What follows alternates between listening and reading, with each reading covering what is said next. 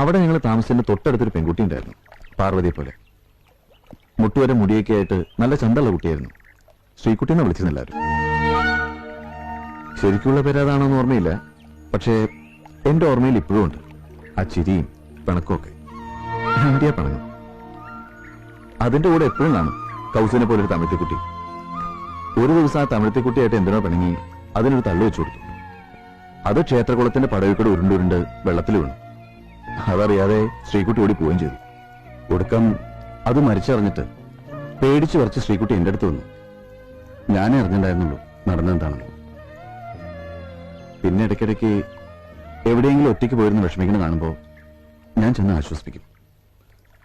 പെട്ടെന്ന് അച്ഛൻ ട്രാൻസ്ഫർ ആയിട്ട് ഞങ്ങൾ പോകുന്നത്.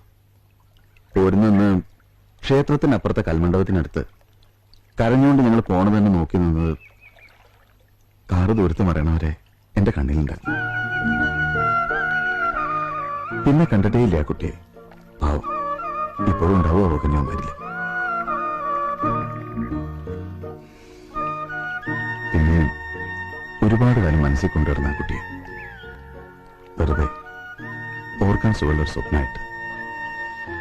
നിങ്ങൾ എഴുത്തുകാരുടെ ഭാഷ പറഞ്ഞ ഒരു നൊസ്റ്റാൾജിക് മെമ്മറി. പക്ഷെ അത്ഭുതം തോന്നുന്നത് ഇതെങ്ങനെ നന്ദിതയ്ക്ക് ഒരു കഥയായി കിട്ടിയെന്നാണ്.